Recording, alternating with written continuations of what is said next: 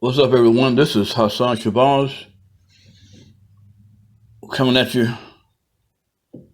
from Words Make People, the Words Make People podcast. Also, you can find this information on the Words Make People YouTube channel. So check out the podcast and also check out our YouTube channel. Our topic is going to be a reading from a lecture by Imam W Deen Mohammed, Imam Warith Deen Mohammed, rahimahullah, who was the leader for over 2 million Muslims in the United States and many Muslims around the world. He converted or led a mass conversion of Muslims to Islam in the 1970s when he became the leader of the then Nation of Islam. He transformed that community from a proto-Islamic community into a Islamic community following the sunnah, the destiny, and the direction of Prophet Muhammad sallallahu alaihi wasallam. So we ask that Allah forgive him his sins, grant him the paradise, and we're forever grateful for his work of dawah in America. He spent 33 years of endless dawah and work to establish the true image of Islam in America. And so we're going to read a lecture he gave, a talk he gave in November 10th, 2006, on November 10th, 2006. And this was given as the opening address to an interview for the TV program W. Deen Mohammed and Guests. That was a program that he used to conduct out of Chicago, Illinois.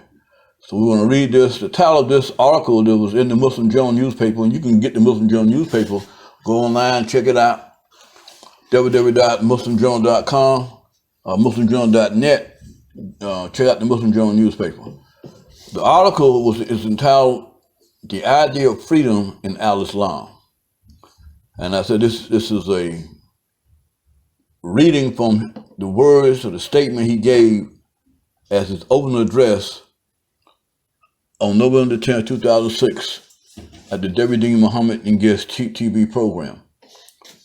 He begins this talk, as he began all of his talks, Bismillah ar-Rahman ar-Rahim, with Allah's name, the merciful benefactor, the merciful redeemer. He goes on to say, "We greet you with the greetings of peace of all Muslims in Al-Islam. Assalamu alaikum. We are very pleased to be addressing the hope of freedom in Al-Islam. First of all, the Prophet of Islam, the last Prophet, Muhammad, sallallahu alaihi wasallam, upon him be the prayers and peace, is reported to have said, every one of you is entitled to his or her opinion. So I start here with the idea of freedom in Islam. Human beings are prided in Islam for human intelligence. Muhammad the Prophet said of the human brain that God made nothing more resourceful, nothing having more or better use than the human brain. When we look at man's influence in the natural environment, we see that no other life presents itself as human life presents itself. No other life has changed the natural environment as humans have changed the natural environment. I think it is very inspiring, really, to see how impressive some of God's small creatures, much beneath man in their evolution and developmental growth over the history of their life, have contributed to their environment. Bees, for one, build their nests or honeycombs and have a very impressive community.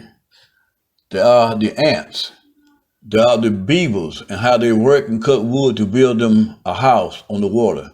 They are very impressive. But nothing compares in any way with man's imprint on the natural environment. Man has altered the natural environment greatly, so much so that the animals and plants and everything have been changed somewhat, have increased or decreased, have improved or not improved because of man taking over and dominating the environment.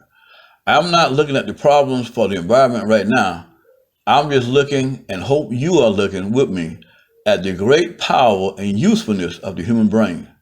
Man used to live in the wilds like animals, but his brain would not let him stay like that. His brain produced for him ideas and plans for changing his environment. Today we live in the human environment, and it almost shuts out the natural environment. There are so many constructions built by man. Roads, buildings, transportation, they are built by man for man. So you walk out of your house or private quarters, and most of the time there's no attraction to pull you away from what man has established. Unless it is raining or storming, then you will look up at the sky. Or if it is hot and very bright, you might look up at the sky. So our attention is drawn to the works of man. And because man has been given the freedom in this creation, in the material world, to think and act upon his thoughts, we see man as being very, very special in the creation of all things that we know in the material existence, or material world in the universe.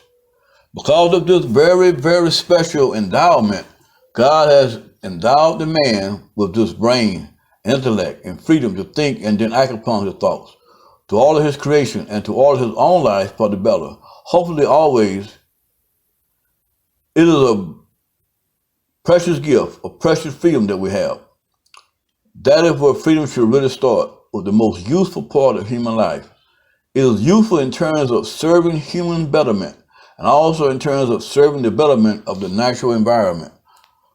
When we think of our freedom in the United States of America, we see that freedom started with freedom of the intellect. In fact, our great leaders of our society would trace the great history of freedom to the philosophers, the thinkers,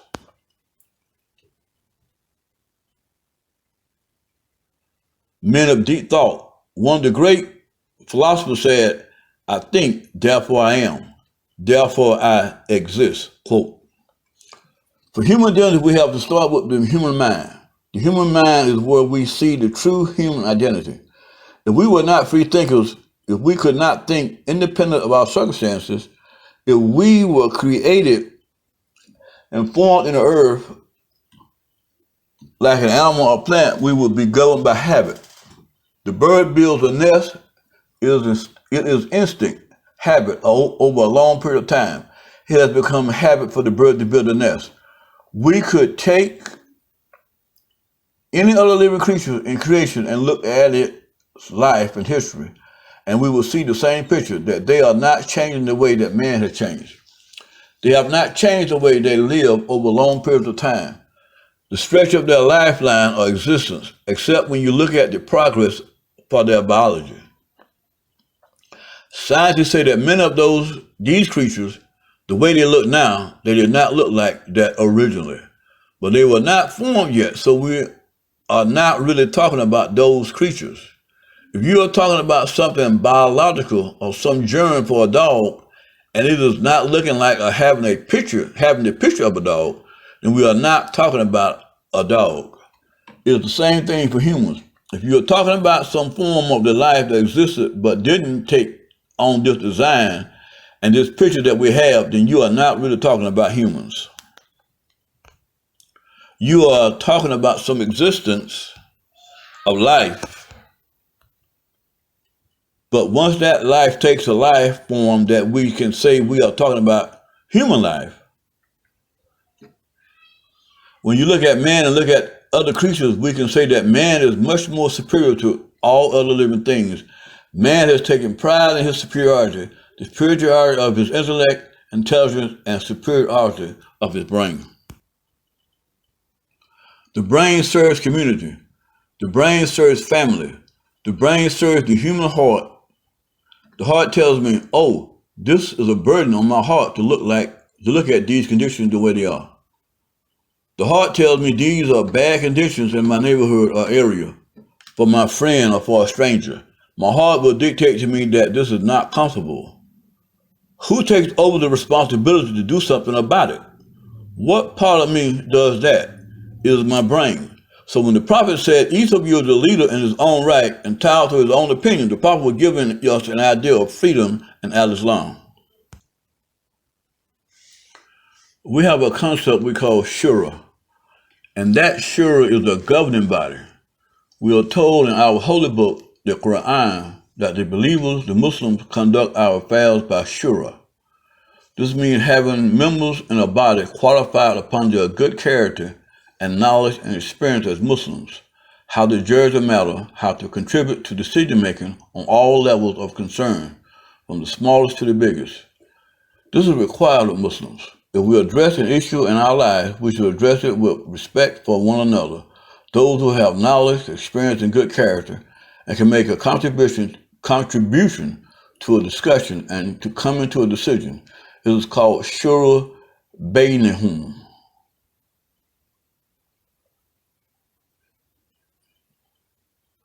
That is respect for each other's character and intelligence. A lot of us forget that intelligence evolves man. It involves even man's moral life. Intelligence involves man's romance with females. Without intelligence, his romance would be disgraceful in a human society. We tend to want to separate moral life from intelligent or rational life. We cannot do that. Moral life is intelligent life if it is advancing. There is intelligence in every aspect of the human form. There is intelligence in my hands, in my ears, and my skin. If something gets on my skin and my skin tells me it is uncomfortable, that is intelligence in my skin. Man's whole life is intelligence. When a baby cries because it had dirtied its diaper, it is so someone will come and clean it and put on a nice diaper.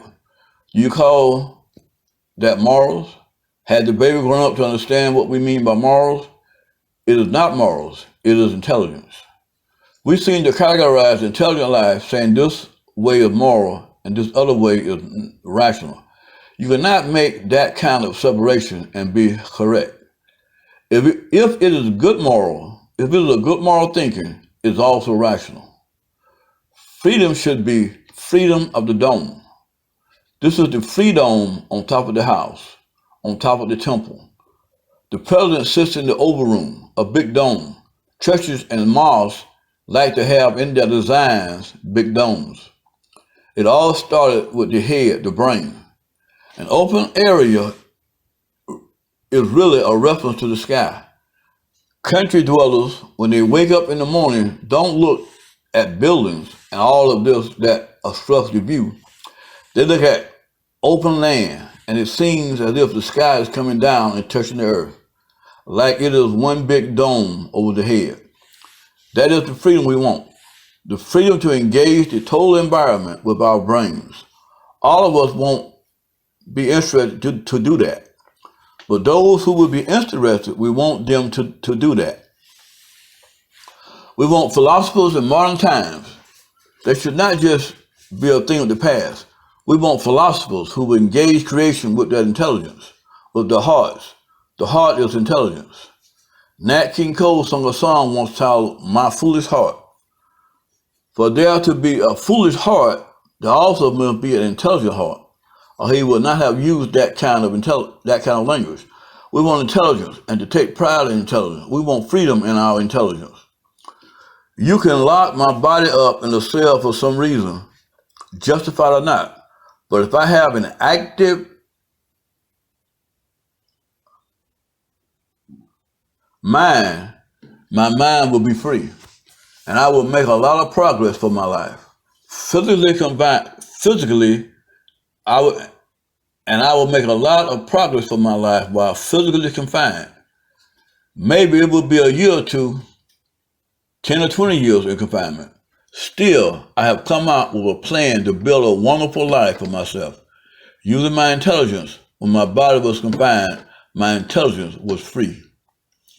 The idea of freedom that we have today, I would say, is a reaction to bad experiences or reaction to denials. Oh, the United States used to hold us back. They are not going to hold me back anymore. I am free now. So you are free to play music so loud it hurts my ears, punishes my ears, and With about 10 years of it, I won't be able to hear. But I am free, and I can turn this box up as loud as it will go, and pull up beside you and give you some too. They will pull up beside you in the street and shake your car with their volume. You are free to do that. You are free to be vulgar, to be rude, disrespectful in your home, to disrespect family members, your mother, your father. This is freedom. No, that is not freedom. It is only freedom for the ignorant interest, not for the intelligent interest. Real freedom starts with the freedom for the intelligent interest, not for the ignorant interest. I hope we will be able to come back to what is real freedom. This is freedom. This is freedom in Islam and also for the Bible people. We have the same freedom given to us by the one God who revealed the scriptures for the prophets. The Christians have it as the Bible and we have it as our Qur'an. The holy book, the Bible and the Quran. Don't think that I'm telling you something about Islamic freedom that is not also true of freedom for the people who follow the Bible. So there's a reading from a lecture by Imam Warith Deen Mohammed, commenting on the W. Deen Mohammed, given in 2006, November 10th, 2006, at the opening address for his TV program entitled W. Deen Mohammed and Guests. So we hope you enjoyed this presentation. I hope you got some understanding of what the idea of freedom is in Islam, which, as he summarized, is the freedom of the intellect. That's also the freedom for good Christians and good Jews, the freedom to use your intellect in an intelligent way. So we leave you with that information.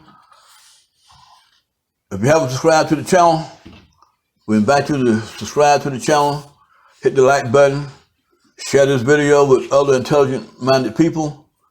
Until next time, peace.